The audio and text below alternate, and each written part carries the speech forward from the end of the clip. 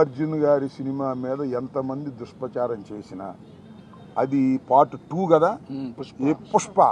పుష్పాన్ని చూడకోకుండా ఎవడు ఆపలేడు. అక్కడ దాకా ఎందుకయ్యా? నందమూరి తారక రామారావు గారి కుటుంబం జూనియర్ ఎన్టీఆర్ సినిమాను చూడకుండా బహిష్కరించాలని ప్రయత్నం చేశారా? ఆపగలిగారా? అట్లాగే ఇప్పుడు ఆయన పేరు అల్లు అర్జున్ గారి సినిమాని ఆపాలని ప్రయత్నం చేస్తే ప్రజలు చూడరు. బాగున్న సినిమా ఏదైనా చూస్తారు. అరే రాజ్బాబు హీరోగా యాక్ట్ చేసిన సినిమా బ్రహ్మాండంగా చూసామా మేము? సినిమా బాగుంటే. ఎన్టీ రామారావు గారి సినిమాలు బాగోకపోతే ఫ్లాప్ అయినాయండి. ఏం చెప్తాం? సినిమా బాగుంటే ఎవరైనా చూస్తారు. అరచేతిని అడ్డు పెట్టి సూర్యకాంతిని ఆపలేరు. అదేవిధంగా ఇలాంటి ఎదవపోకళ్ళు పోయి సినిమాని ఆపలేరు అని మరొకసారి నిరూపించేటటువంటి కార్యక్రమం వస్తుంది.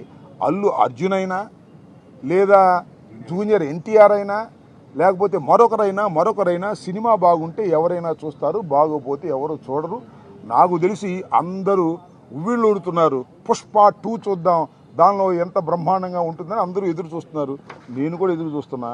మరి థియేటర్లోకి వెళ్ళి చూడాలంటే ఇబ్బందిని నేను కూడా పుష్ప 2 ఎలా ఉంటుందో చూడాలని నాకు బాగా కోరికగా ఉంది. ఎందుకంటే చాలా అద్భుతంగా పార్ట్ 1 అద్భుతంగా ఉంది కదా, హాలీవుడ్ స్టైల్లో ఉంది కదా, అందరినీ తలదన్నే విధంగా వెళ్ళాడు కదా అల్లు అర్జును. అందువల్ల బాగా జలసిగా ఉంది కొంతమందికి. మీ జలసి వల్ల మీ కడుపులు పుచ్చిపోతాయి, గుర్తుపెట్టుకోండి.